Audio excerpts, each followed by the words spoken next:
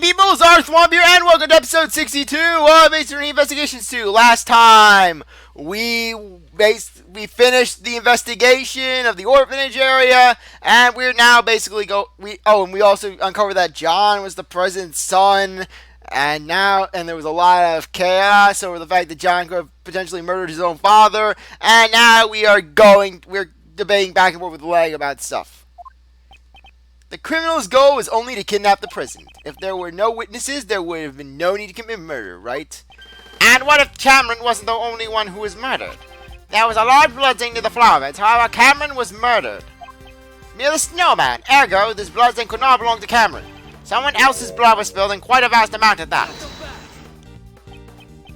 Hey, Mr. Prosecutor, do you have any idea what you're saying? I do. It's hard to believe, however, that is what the evidence indicates. On that night 12 years ago, there were 2 murders. Are you saying that the other murder was covered up? Who? Just who the heck could have been killed? A murder that was cleverly concealed. All traces of it were erased, and the incident itself was completely deleted from the case files. However, there's one piece of evidence that still remains intact after 12 years.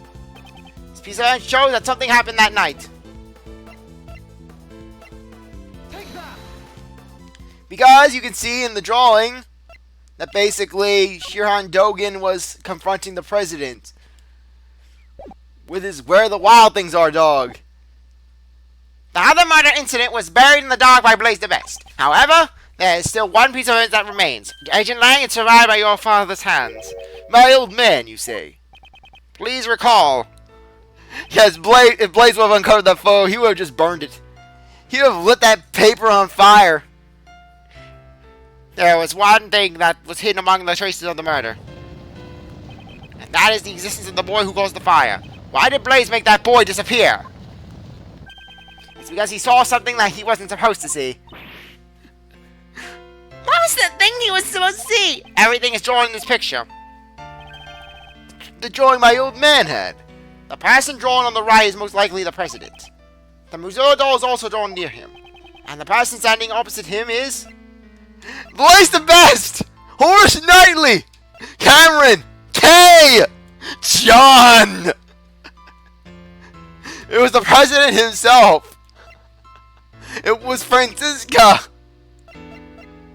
No, okay. Basically, it's Shirhan Dogan.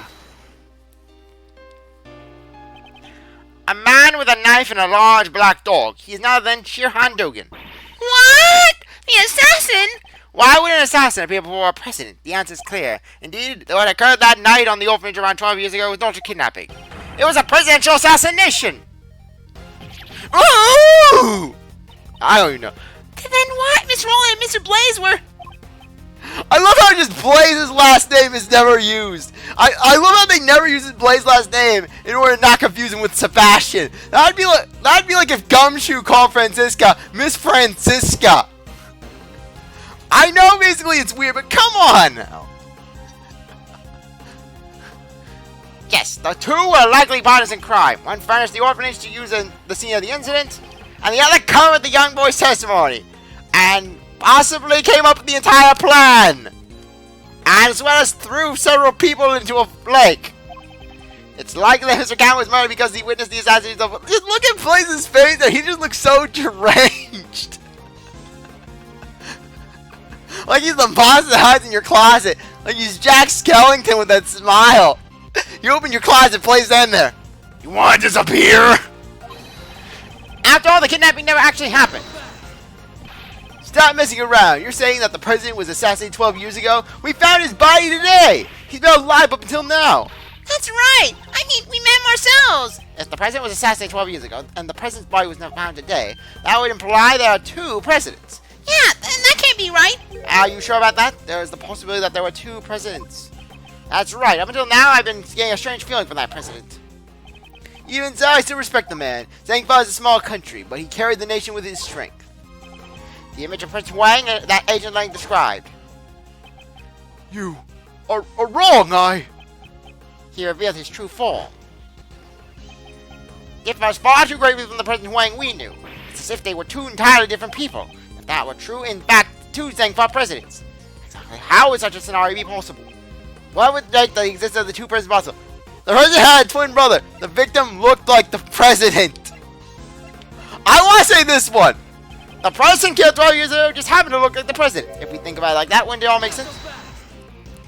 Take a good look at the boy's drawing you brought out. No matter how you look at the guy's President Huang. Ah! It's just as Agent Lang says. As I thought, it's impossible there to be two presidents, isn't there? I want to say this one. I know it's basically the body double. Perhaps President Huang had a pretending brother. If that's the case, it certainly wouldn't be strange if there were two presidents, Toy. Unfortunately for you, the president was an only child. Only child pride, yeah. Yeah, I'm an only child as well, so yay. What? Is that so? As I thought, it's impossible there to be two presidents, isn't there? No, there was a possibility that there were two presidents. Yes, basically one of them was a body double. If we were to assume that one of them was a body double, wouldn't it be possible then? A body double? President Huang possessed immense power and authority in Zhang. I'm sure there were those who envied his position and made attempts on his life. Yes, just as he was attacked a few days ago at Golden Lake. It's true, there were those who sought Huang's life from time to time. Actually, once a week. Okay, every other day. Okay, every 4 hours. But I can't believe there were two presidents. At least not without any evidence. Do I have any evidence that proves there were two presidents?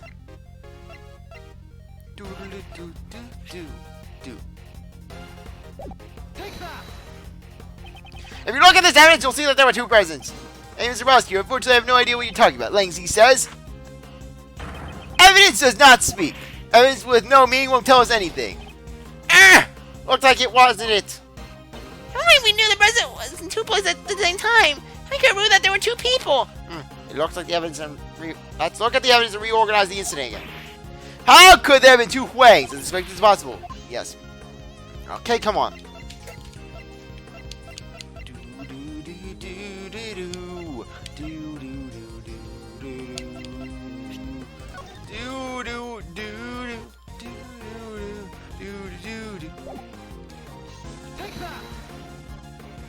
Has Agent Lang not noticed this contradiction?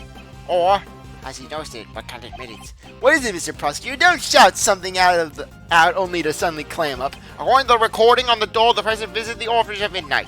However, that should not have been possible. Huh? Why's that? Why? Because at the time, the president should have been at the embassy.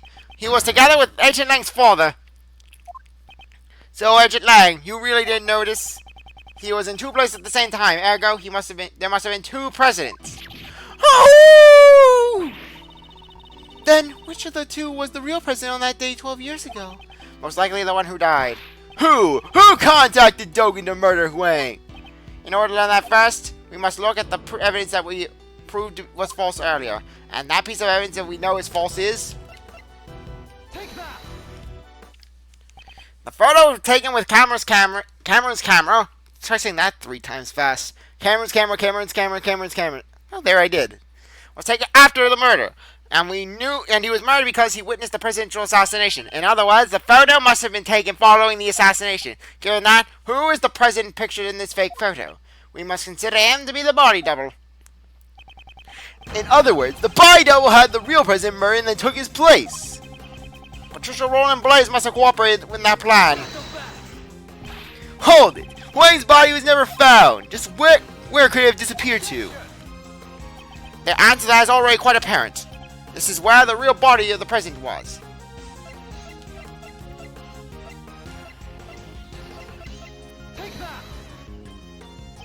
Hey, Mr. Prosecutor, okay, sorry, just want to cut through it. I know basically it's Blaze's garage.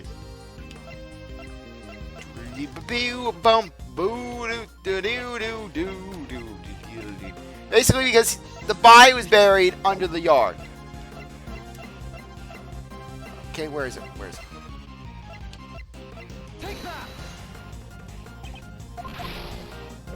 Okay, what am I missing?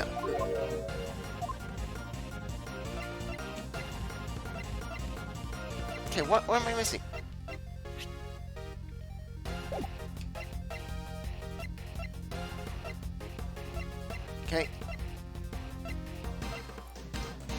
Okay.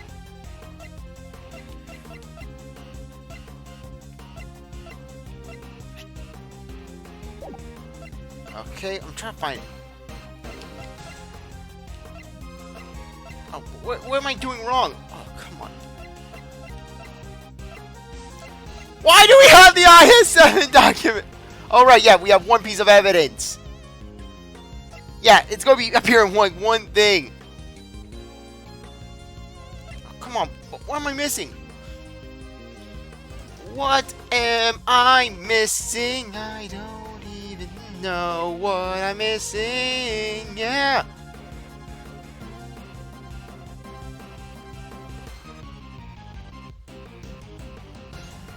Okay, come on. Where? Okay. Oh, freaking. Yeah! Freaking monster footprints. Last night there was something Blaze had on Earth. This don't do it. No, I couldn't use the fact that we Blaze's document. No, I couldn't use the document or the fact that the body was already, the remains were already in Blaze's bag. No. Last night there was something Blaze had to unearth with his own hands. That item was not the ransom. It was something far more important. Ah, so Blaze unburied the real president's body. The possibility is quite high. What did you say? The bones from the body buried 12 years ago would have still remained. According to Mr. Powers, the construction was to begin soon at that lot. This was the deadline, both for the movie and the retrieval of the body. Because they would have found the body when they started the construction. Agent Lang, let's unearth the footprints that Blaze dug up. Yeah, if the body was buried there, there'd be traces of it. Hey, somebody call forensics. I have the result of the search. We found traces in the dirt that suggest the body was buried here. So, it was Huang after all.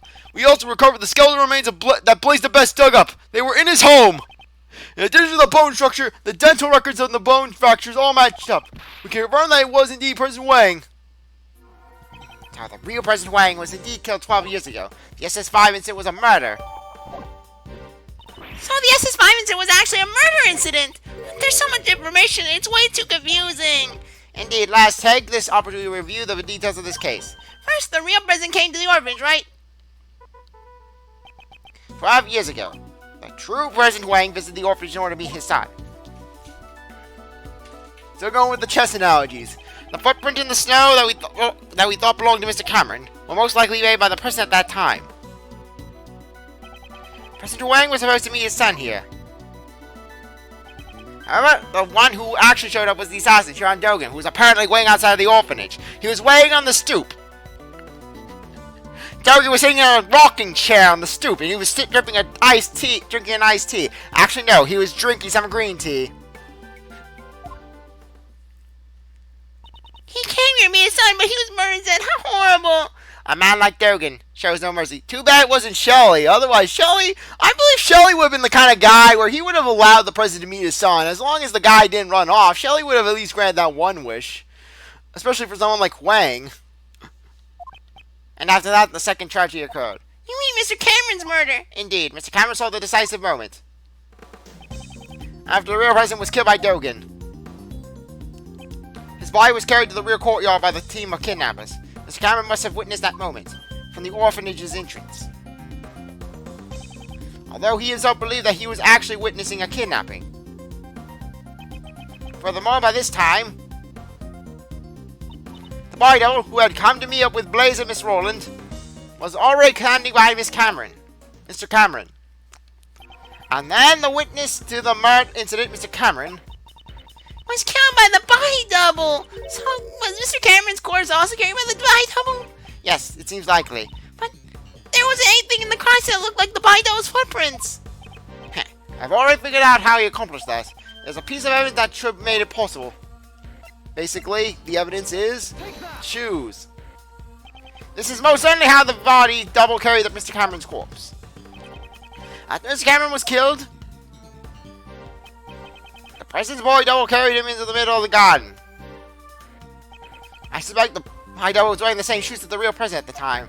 If he managed to step precisely on top of the footprints left by the real president. Since the shoes were the same, there would have been only one set of footprints left behind the snow. I think I got pretty good grasp of the IS-5 incident now, but there's still one thing I don't get. What's that? Why did they need to stage the abduction? Because Mr. Cameron witnessed the incident. He gave the president. He saw the president at the orphanage. He left behind a witness testimony on Mr. Crane's answering machine.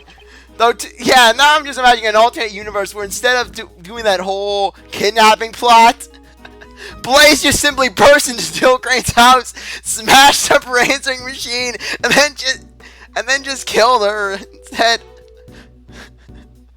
That or Blaze just.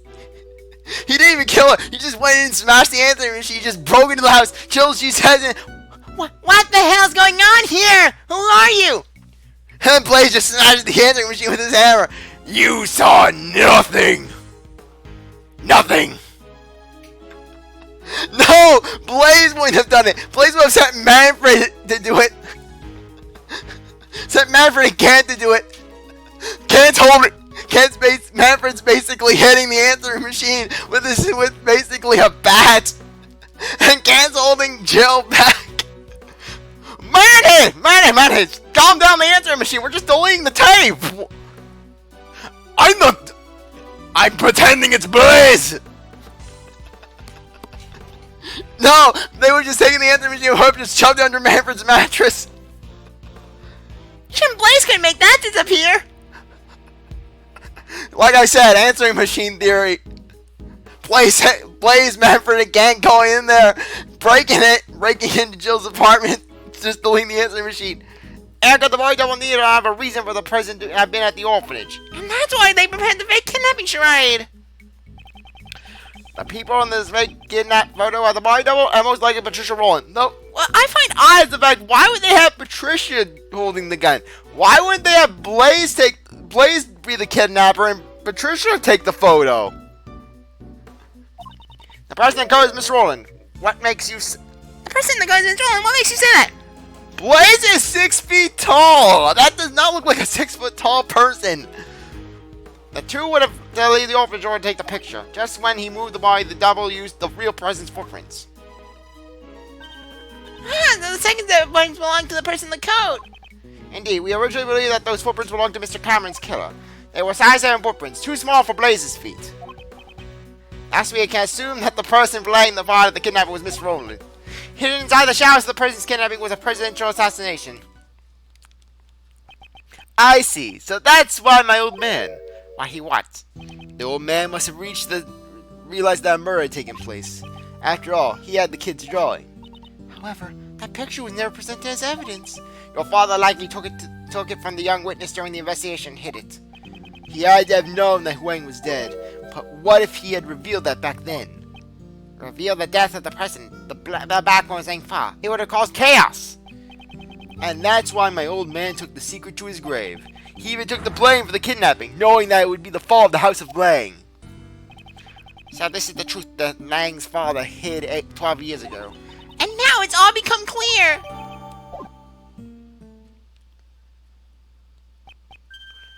Is that really the case? I wonder. Huh? What? Who's there?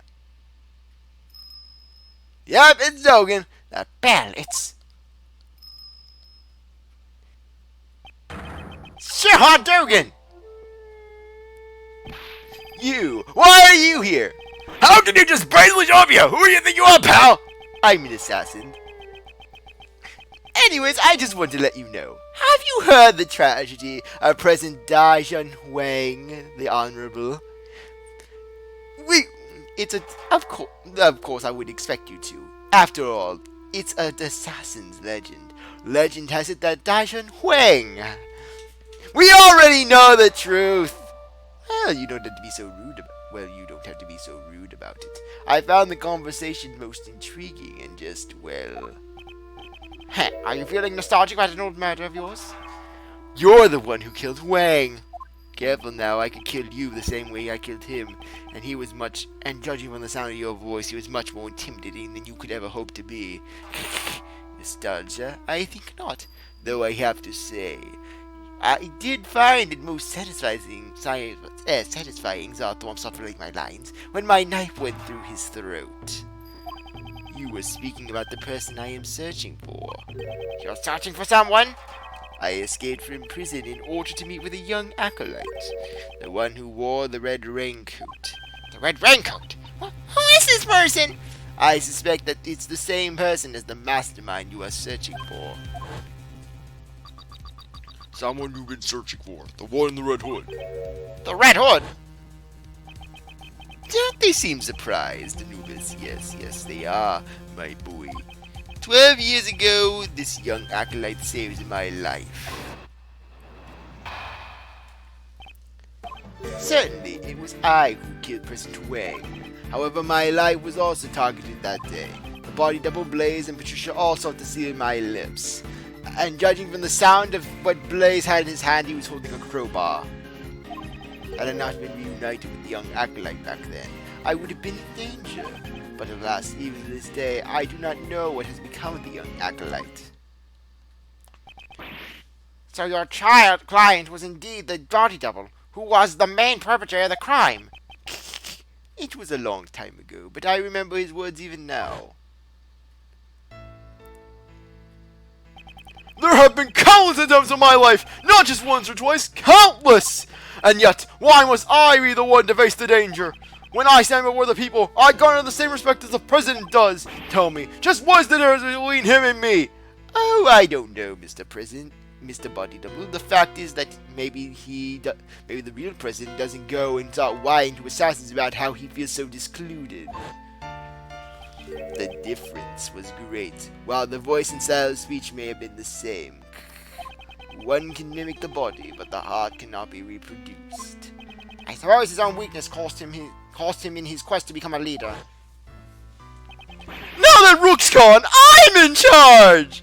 I'm not sure if you were as capable as Rook was. What are you saying? I'm totally the leader now! Perhaps the king and his knight were not so different after all. The double believed that the president's only weakness was a woman called Amy. To find the woman, he needed the assistance of someone from this country.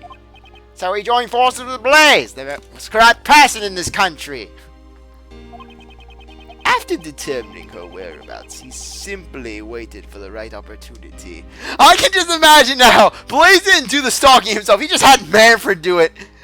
Hey, Von Karma, need you to find someone for me? No, I'm not finding some Amy Mosh! What the? Who's Amy Mosh? I'm not finding her for you! Find her for me, Von Karma, or else you'll get another penalty. Fine! Better yet, get into it. Okay, Blaze, we can do it over swimming. After determining her whereabouts, he simply waited for the right opportunity. The chance game of living at the orphanage. Indeed, the director of the orphanage was bribed and brought in as an accomplice. You must be referring to Patricia Rowland. Well, given what I've told you, you realize the whereabouts of the young acolyte now. You mean the boy who saved you, but how do you know he's the mastermind? That day, the young one caused a fire at the garden of the orphanage. Hi, you're talking about the kid who started the fire as a prank! A prank? Not at all. On that night 12 years ago, the young acolyte was hiding inside the igloo. And this is why I always feel that Blaze basically has this irrational hatred of hatred of igloos. It seems he witnessed Patricia and Blaze moving the body from its hiding place. Apparently, he heard them talking during that time. It would seem that they were planning to kill me because I knew the truth. He immediately came to the main hall to tell me that. I learned this about the young acolyte some time later. It seems he was wearing a red raincoat at the time. He led me out to the main hall. And then the young acolyte said he was going to get rid of our footprints. So he scattered some lamp oil into the igloo over the snow. And then he boldly set the oil ablaze. No way! So he set the fire in order too? All their focus was diverted towards the burning flames. Blaze was actively cussing at Patricia. He called her, I think he said something along the lines of calling her Sebastian. I don't even know what that is, but judging from the tone in his voice, it was a grave insult. I took the opportunity to escape through the rear exit. And then I sent them the receipts via my pin pal. I don't know. So the boy in the red raincoat is the mastermind behind this case. Exactly. Isn't that right, Anubis? Yes, boy. Yes, it is. Dogen's savior.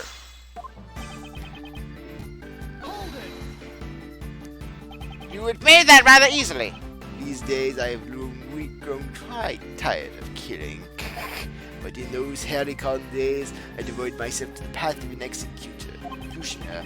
If one could not admit that much, what can he admit? Right, Anubis? Yes, yes, my boy. I feel like he's saying something scary, but it's kind of hard to understand him. As far as priest is saying, he has no feelings about the person's death. Dogen, the assassin and escaped prisoner, he should be a despicable opponent, but silencing him now would be imprudent. I must keep my composure and let him talk. I understand your point. You killed the president. Yes, that is correct. The aim of my blade never misses its mark.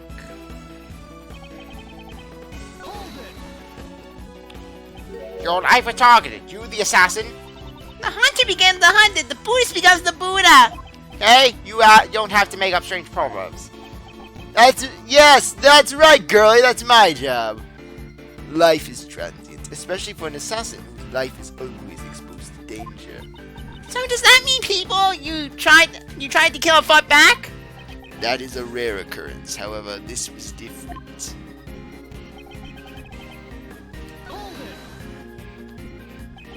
Huang Dogen, you are a master assassin. As such, could you not have evaded an attack from those three and fled the scene?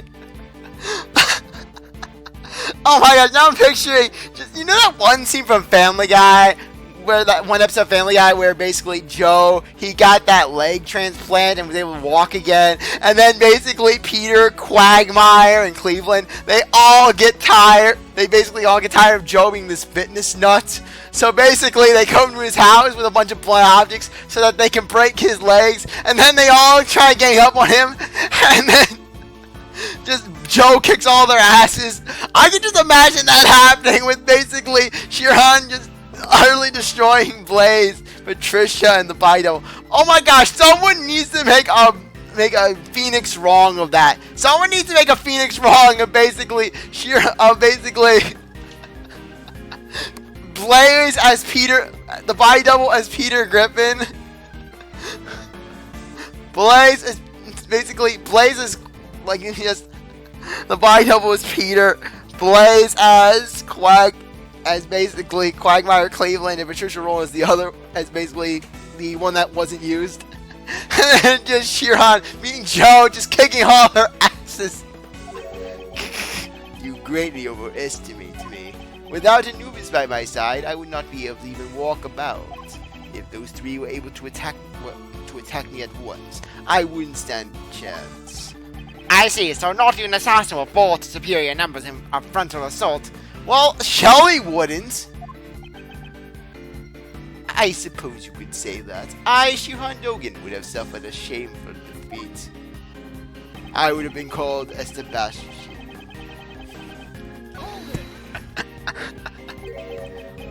Reunited, so when did you first meet with him? That would be 18 years ago, on the 24th of December. That is a rather long time ago. On that day, our roles were reversed. I saved the young one's life.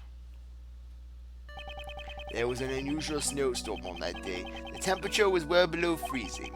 I took Anubis for a walk in the snow, because that's what I do. That's when Anubis noticed something and started running. I followed after him and found a car. I had great difficulty opening the door. It had frozen shut. I was not strong enough. I was not swole. In the back seats, there were two young children shivering from the cold. 2 children? Had they remained in the car for an hour longer, they surely would have frozen to death. I brought the 2 of them to a nearby orphanage. Is there anything about... Yes, there is something peculiar. What concerns me? The date. 24th of December 18 years ago. Are you sure about that? There is no mistake. Could that mean? I know, the series around that date. Yes, basically the one reason why we have the IS-7 file. That day, I saw an incident occurred. A sculptor was murdered. During the incident, 2 young boys went missing. The sons of the victim, Isaac Dover, and the culprit, Dan Gustavia. We never did find out where those 2 boys went after the case 18 years ago. Oh, they were the sons of a victim and a culprit. It all makes sense now. What makes sense? One of the youths was bound so that he could not move. Mr. Dover did that so Mr. Gustavio's son couldn't come to the contest venue. Indeed, Gustavio was using his own son as a taste tester. To think that is what transpired. Neither child seemed to recall what had happened. They lost their memories. The acolyte told me this when we were reunited 12 years ago. The pair were placed in an extreme situation, on the verge of freezing to death. That trauma led them both to suffer from amnesia. Neither could so much as remember his own name. So they didn't even know that they were the sons of Mr. Dover and Mr. Gustavia. Though, frankly, knowing Dane, his son would be named Dane Gustavia Jr. You will inherit my great name. You will become a dessert chef. You will be Dan Gustavia Jr. When I am gone, you will be Dan Gustavia. And then your son will be Dan Gustavia. And then his son will be Dan Gustavia. And then his son will be Dan Gustavia. 1,000,000 years will pass, and Dan Gustavia will rule the world. Indeed, while we cannot say conclusively, the probability is quite high. However, we still don't have enough information to deduce the mastermind today. Basically, what I'm going to do is, this is a good section of the game. So basically, what I'm going to do is, I'm going to get through this section, which basically will reveal the mastermind's identity. And then when we start the next one, the next episode, where the next part, the end part of this case, that's when I'll end it off. Durgan, would you please continue your story? Very well. This is going to be good. Dogan and the Acolyte. I continued my correspondence with the young Acolyte even after entering prison. Recently, that has all come to an abrupt halt. However, it left me quite concerned. Furthermore, those involved in the crime 12 years ago were all drawn to incidents one by one. I grew more and more curious, and so I abandoned briefly from the prison. Tell us about 12 years ago, where Patricia Rowland blazed the best in the present and President Wang's body double. And Miss Rowland was the warden of Mr. Dogan's prison. I blackmailed the warden. That woman had tried to kill me. Perhaps the good prosecutor has already deduced the reason. You murdered President Huang. However, the world still believed he was alive. If you were able to prove the president was a fake, most Patricia Rowland and Blaze the best would have been in danger. That is correct, and I had heard the proof with my own ears. I'll be waiting in the courtyard of the orphanage at midnight on February 9th. Even if it's just once, I want John to be able to meet with you. I'm sorry for being selfish, but I'll wait you waiting. Hello there. Who might you be? My apologies, but I am presently waiting for someone. I am well aware of that. President Huang, are you not meeting with your son? However, I do not spill blood needlessly. You may relax. I seek only the president's life. It can't be.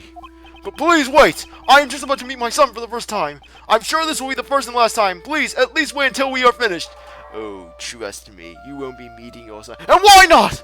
Well, let's just say, your mistress will be not persuaded to come around.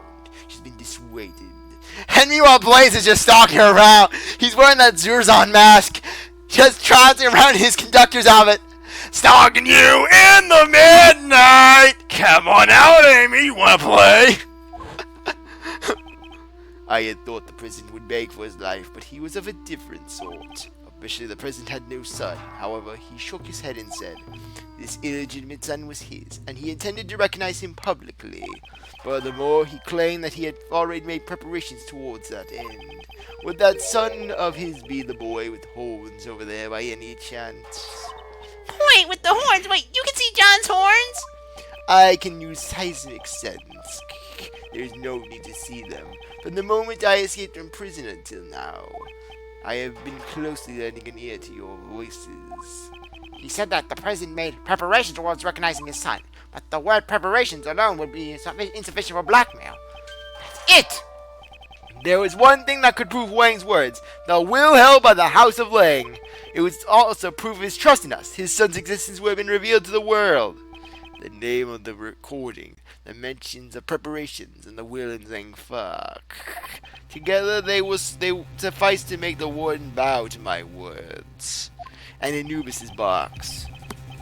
With those 3 pieces of information, one could prove the identity of the double by using John. The prison blocked the first strike of my knife with something soft. As pieces of it fell atop the snow, I struck once more. This time the blow proved fatal. So Dogan cut off the Muzilador's horns. None, but I heard his final words. Only myself and that child knew of the prison's secret son.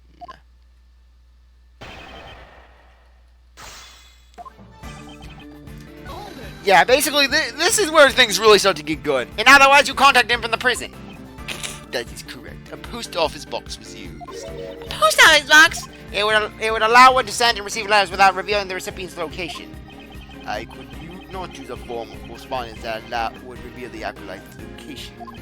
There was someone keeping watch over my correspondences, after all. He must mean the prison ward, Patricia Rowland. Could you be more specific about the nature of your correspondences? Well, they were mainly used for my correspondence chess matches. The correspondences, if I recall, the person you were playing against. This might be hard to believe, but Dogan's chess point was... But you're saying he was playing as Mr. Knightley? Was it Horse Knightley? We certainly found the correspondence chess memo in Knightley's cell. Does that mean Knightley Boy was the kid from the IS-7 incident? Could that really be true? Yes, we know that basically Knightley's ring was actually Pierre Hoquet's seal. This was all that Knightley left behind. Could there be a clue hidden within? We'll try to investigate the ring, of course. This ring is... Mr. Edgeworth, what is it? Mr. Shields, please take a look at this ring. This pattern is... It's Pierre Hoquet's! Yes! Basically, Knightley was his father! Basically, Knightley died... Yes, Knightley inherited all his beat-em from his father, who was dominated by his mother. I thought so. He had Mr. Delver's seal turned into a ring. However, why would he have this? Shouldn't they have been held by the police as evidence from the IS-7 incident? After the incident, the seal was returned to the victim's next of kin, and Mr. Dover's only family was his son. But since no one knew where the son had gone to, it took a while to get to him. I heard the police had finally found him and delivered his inheritance, but... So the seal was thereby safely delivered to his son. And then, he turned the seal into a ring and wore it on his person. So, Mr. Knightley was Mr. Dover's son. Police aren't fools. I'm sure they did a thorough check before handing over the seal. If someone involved in the IS-7 incident was his chess opponent... Knightley, huh? Then that man must be the mastermind in this case. Knightley's dead! But Knightley's dead! He can't be... Well, this isn't Danganronpa! Masterminds can't be quote-unquote killed and then come back! Yes, it has revealed Knightley was never dead! That was Knightley's body double! Yes, Knightley that comes out of the shadows! Knightley, Gumshoe removes his face to remove it to reveal that he was Knightley all along! Knightley killed Gumshoe and then took his place! I drugged him with all the drugs! As you can see, this is my mark! I drugged the women with this drug, and I drugged your assistant with it, and I took over the role! How about that? The only one who could have been the mastermind was himself a murder victim. That can't be the culprit, so there's no way that's right! It's certainly strange. In that case, who is the culprit?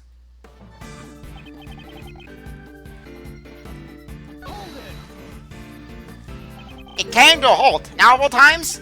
Quite odd, is it not? Anubis told me again and again how odd it was.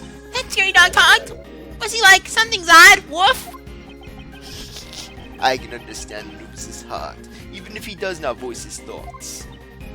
Then there's something I'd like that just in case. The scary dog's staring at me right now. He sounds like I'm hungry and want some meat, right? Perhaps. Perhaps. Mr. Edgeworth! It seems she's not much good with the assassin's dog. Good boy, there's a good boy. So then, at any rate, my correspondence with the acolyte suddenly came to an abrupt halt. Ah. That certainly does seem too much for a mere coincidence. The body double of Daijun Huang, the prisoner's egg victim in an assassination plot.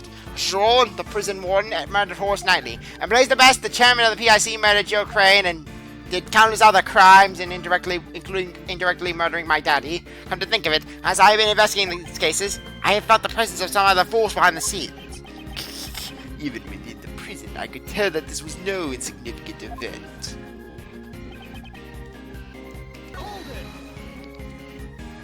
You absconded briefly from prison? I cannot forgive such a criminal act.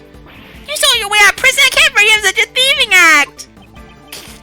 Relax, no one was hurt, except the guards whose neck I stabbed with my chisel. I really have connections that allow me to set foot outside. But even so, you can't just escape from prison, but arrest him! Arrest him! That will be necessary. Once my business is done, I shall return to my cell. You're trying to make fools of us. A prison isn't the kind of place you can just enter and leave at will. Oh, the wolfman may say that. But one can see past the wolf and his pack also share an interest in the tales of my past. Agent 9, Detective Gumshoe, there are still a few things I must ask Dogan. Please postpone matters until then. Yes, sir! I knew you said that, Mr. Edgeworth! Damn it all! But I'm not taking my eye off you for a second.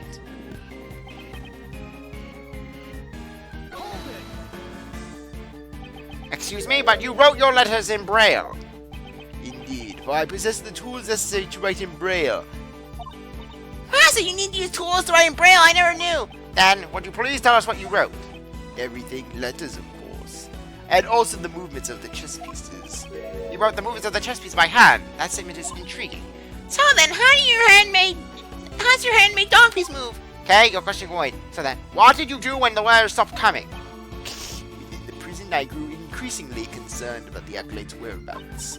Okay, but even so, I don't really get it. Who exactly is this acolyte? Indeed, Dogan himself has not made it clear. What's important is the thread connecting Dogan and his acolyte to their correspondence. And not just the letter, we should pay attention to the means that was used as well. Basically, this is where you start to realize some really intense stuff. Present the letter. I saw you said you wrote your letters in Braille. Correct. The good prosecutor must know I am lacking in sight, do you not? The correspondence chest letter we found has been typed out by using a word processor. What? That cannot be. What do you mean? So someone went out of their way to return the letter to a computer. Could another person have acted as a midman between Dogan and Knightley? What do you mean?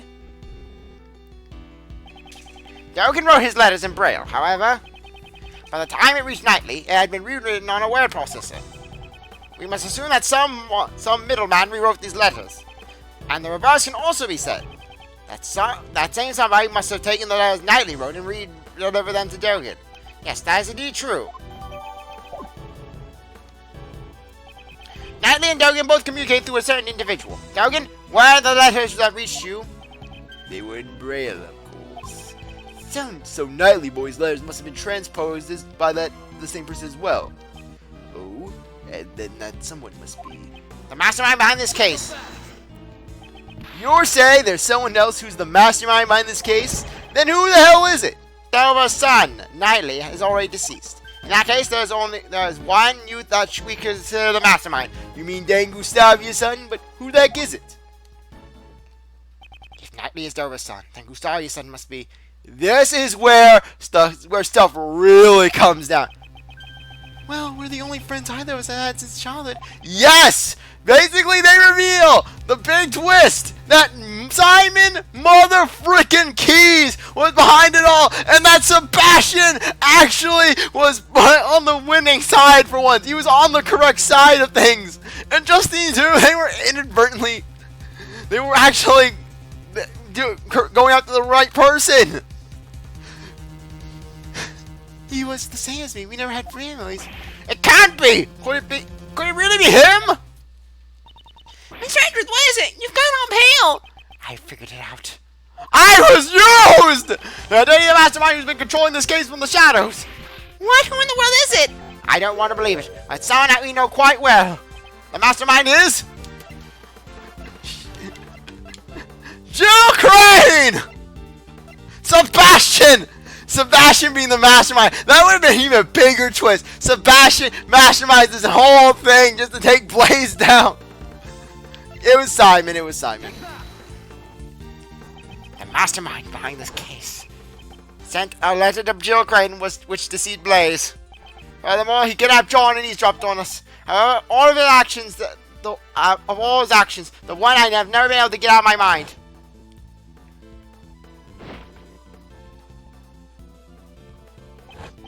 Is how he brought an unconscious kid to the roof. The giant monster! Huh? Did you just say something? That's right. The key to exposing the mastermind is in the monster's true form. Ah, I almost forgot. If you like, please come to our next show. I'll also be performing it. The Very Big Circus is always fabulous and fun for all ages. Yes, the Very Big Circus is behind it all. The Very Big Circus is the root of our misery in this game. Miss Swift, there's something I would like to ask of you. What? You mean me? You said that you record the sound of Muzzo spewing flames. Would you, this decisive evidence of yours be something you record on that tape recorder? That's Miss Edgeworth for you. You're good at figuring things out, aren't you? The sound of Muzzo spewing flames. This place nearly became a sea of flames. That's right. I actually see it with my own eyes, though. Would you let us listen to the tape? Sure thing. There we go. The sound. It's as I thought. So, it seems my reasoning was correct. The true nature of the monster and the mastermind. All my logic is coming together. It's hot. You said that you captured a giant iron film, did you not? Sure did. Right here in this photo. Now we can all confirm it like this. Detective Gumshoe. Yes, sir! Lend us your film analysis device. Okay, but what do you want to analyze, sir? This photo, please. I'm on it! Okay. Basically, you gotta zoom.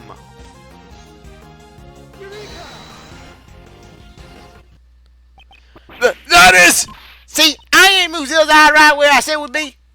Heh, I see. I have finally grasped the true form of the giant monster that was being controlled by the mastermind. Giant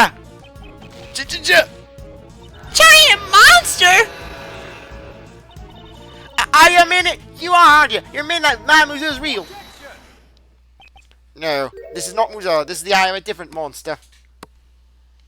Please, let's have a look at this. Okay, sorry. It's a fly for the Very Big Circus. This is... Precisely. There's a rather large balloon with the head of a lion pictured here. This balloon is the true identity of the giant monster. In addition, the sound Swift recorded, which she believed to be Muzo's smooth flames.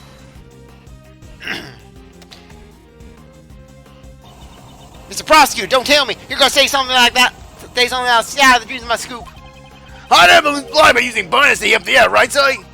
Precisely, Detective. The mastermind used this monster of his to bring Kay to the rooftop of the Grand Tower without using an elevator. At least the balloon was in Moe's head. Oh, that would have been creepy. It's spewing out jokes instead of flames. Wouldn't that mean the mastermind is someone connected to the circus? The mastermind's Moe the clown! And then it's revealed that Moe's the real mastermind. Diamond was a pawn used by Moe. He's a member of the circus, Knightley's friend, and Dan Gustavia's son. Who'd have thunk it? Apprentice Beast Tamer. He's no amateur. No, the real mastermind's money. Oh, you think it's a coincidence that money was basically worked with Acro, who basically murdered Russell Berry. Money stealing busts, and then Money's working with Simon to give him this whole act of innocence. We know that Money's the real mastermind behind all these crimes. People have died because of Money the freaking monkey. And the evil's a very big circus. Well, the beast he is damned is none other than this entire case. Simon Keys is the mastermind behind this whole incident. Mr. Keys was really behind it all? No way, I don't believe it. I mean, we trusted him. How can it be a lie? That's just heartbreaking. Okay. What is it? Hey, stop! Where do you think you're going? The boy with horns is rather perceptive. The good prosecutor has done a remarkable job. Now that I have heard that I have no further business here. What? Wait, Dugan! Ah! That's right. The still is right. Damn it, where did manage to? Mr. Edgeworth, are you okay? Yes, I'm fine, however. That guy! John. Dogan guy. He's the one who killed my dad, right? There's no question, however. There's no question more difficult to answer, however. There's no use to denying the truth. Yes, John, you are correct. He'll pay for this. I swear he's gonna pay. I'll use my Hollywood wealth. I'll slap him with a bag full of quarters. I'm gonna get paid myself. John, you mustn't finish that thought. Prosecutor Edgeworth, please pay us no mind. Die! I put on an ABB on Dogan. All real police have been searching for him. You heard the man, kid. I don't need to be heartless, but we need to hurry too. So, Mr. Prosecutor, where's the mastermind right now? Agent Lang is right. Our top priority right now should be catching the mastermind. He said he would be practicing. He's most likely at the very big circus tent. But first, Agent Lang, I have a request. A request? What is it? Stop Francisca from crying! And then Francisco, I don't want to go to the circus, Miles Edgeworth! No, about the giant monster. Our next order of business is to capture it. The moment we arrive at the tent, I need you to locate the specific item post-haste. And Detective, I want you to perform a follow-up investigation on the kidnapping incident. Roger that time! Mr. Edgeworth, I would help too. In that case, you will be charged with calling up for backup. If he's truly the mastermind, we may require assistance from sending someone. I met him so many times that his facade always fooled me into sympathy. He may have gotten the better of me in the past, but this time I settled it all for once and for all. To be continued. Okay! Okay, we're almost done. Welcome back! Very big circus! We're here again! Hearing the song! In this place again! The room where we learned of Regina's love triangle! Mr. Edgeworth! And meanwhile, Francisca, she's just stunned. She's having like war flashbacks. She's just standing there in silence, just wincing back as she's hearing the thoughts. Francisca, why are you crying? And then meanwhile, Francisca, she's holding herself. She's basically leaning forward. She's just shaking back and forth, trembling like a leaf as she's picturing the images. Oh! In fact, I'm probably gonna do just an edit like that, like how I did in Trials and Tribulations. You gotta keep the tradition alive. Are you guys here for the show? We'll answer that question next time. Anyway, actually, no. I want you to see the big reveal. Mr. Keys, Miss Barry! You're a little early. I'm sorry, but we're still getting ready. But I'm so happy you came. You remember our promise. Yes, I remember. You asked us to come and see the show when you gave me this. I'm so happy you came. Please enjoy yourselves. I'm sure my performance will surprise you, Mr. Edgeworth. Your performance will already surprise me, Miss Keys. You asshole. But he hasn't reformed yet. Regina, have a look at this photo. Is this balloon the property of the Very Big Circus? It is. Did you see it flying away somewhere? It's highly likely that this balloon was used by the culprit in the case we're investigating. Huh? Marx's bust was the weapon! Who was in charge of this balloon? Well, that would be Simon, but are you saying? You asshole. Mr. Keys, you flew this balloon in the middle of the night, did you not? I do occasionally practice all night nights. I'm not much of a pilot, though. I'm a little clumsy. So for practice, you'll do something as challenging as flying a balloon at night. Would that be rather difficult for someone who's clumsy and not much of a pilot? Then, what do you think I was doing, Mr. Edgeworth? You brought Kate to the roof of the Grand Tower in order to frame her for the murder of Jill Crane. A single security camera recorded Kate using the elevator. Therefore, the only way she could have gone up there was through flight. And the only one who could have flown her up there was you, Mr. Keys. No way! Mr. Edgeworth! How can you say that? That's not all.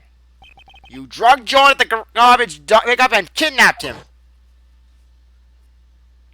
Wasn't that why you were late when you came to watch the trial, Patricia Rowland? No way! I have no idea what you're saying! There's no way I could do something like that! Please believe me, Mr. Edgeworth, please! I want to believe you, huh? You have broken that trust yourself, you mean man! That's horrible! Why would you say that? Didn't you once say that you would trust me? That you believe in me? Don't you worry about that. You're your allies. That's because we're like birds of a feather. Right, Mr. Edgeworth? Birds of a feather, huh? I suppose that's true. We have sufficient information about your past. I doubt you have a motive to kill Knightley. Rather, you are probably the most affected by his death. And I doubt someone as timid as you could work up the courage to murder someone. Alright, I'll get you out of here. We'll be leaving you. I'm so sad. Those words were all lies. It wasn't a lie. We really did trust you. Kay, even you. You said we were like birds of a feather, and yet I'm hurt, Kay. You hurt me deeply. That's why I'm smiling. I'm like Pisano. Hey, Mr. Edgeworth, maybe Simon isn't a bad guy after all. I see, so that's how you operate. I understand now all too well. No matter who you face, you find an emotional weakness and exploit it. You guide each person towards the outcome you desire, without them even noticing it. That is how you were able to mastermind this entire case, and CzarThwomp is paranoid as all hell that his recording failed. Yep, it's still going, it's still going.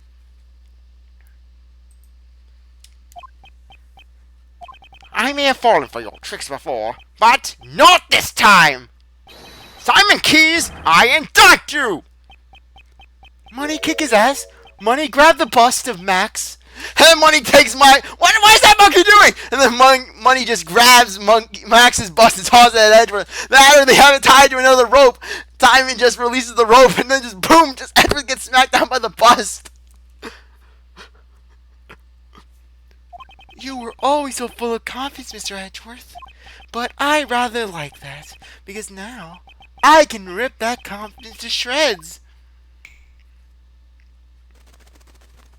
Yeah, sounds like an evil Snow White.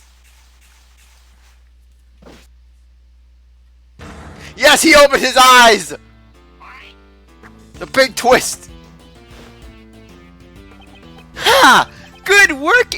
Good work, everyone! His personality is completely changed. So, this animal tamer could not tame animals. That was all a facade.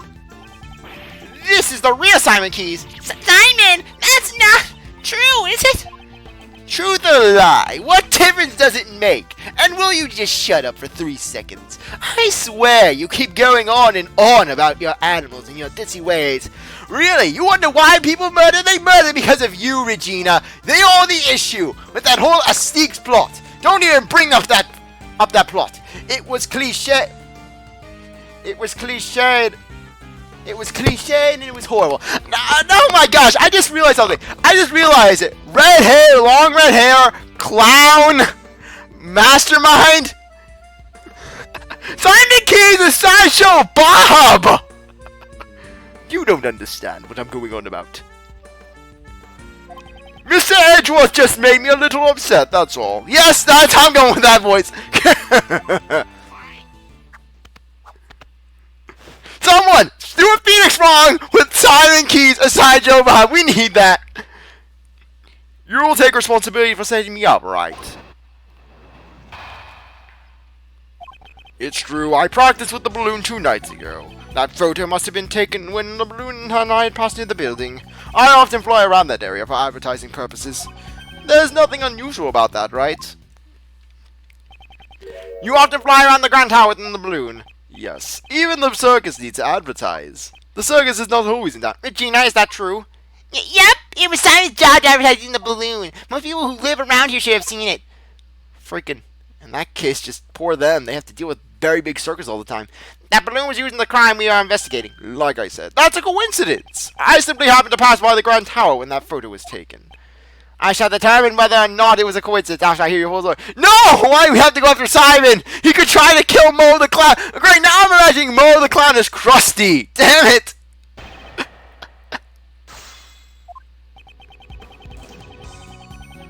Oh, come on.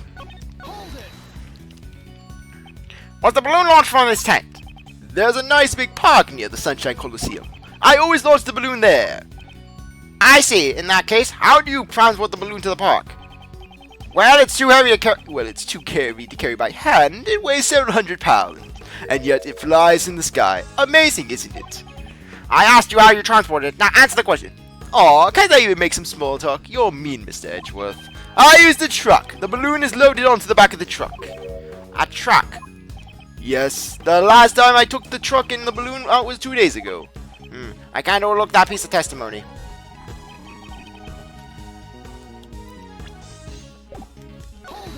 There's the truck. Allow me to confirm, you haven't driven the truck since then? Do you really need me to confirm that? I mean, I just said it 5 seconds ago. Answer the question, or would it be inconvenient for you to do so? Haha, that's a pretty weak provocation coming from you, Prosecutor Edgeworth. What could be inconvenient about something I've already said? Fine, I get it. The truck had been parked behind the dressing room since 2 days ago, and the balloon in the basket on still inside. Is there a problem? There's no problem. I simply want to express my thanks for that piece of testimony. So the truck was parked here for the past 2 days. Heh, that was exactly what I wanted to hear, Mr. Keys. May I continue? So then, regarding the balloon. However, we know for a fact the truck... Where's the truck? Blue truck of power! The truck you put the balloon into, was it blue by any chance? Blue? So what if it is? We'll answer that question next time. Anyways, I really appreciate you sticking around. Watch the review. We'll be over the next one. If you like, subscribe, comment, share, do whatever you want. With that, I'll see you later. Bye.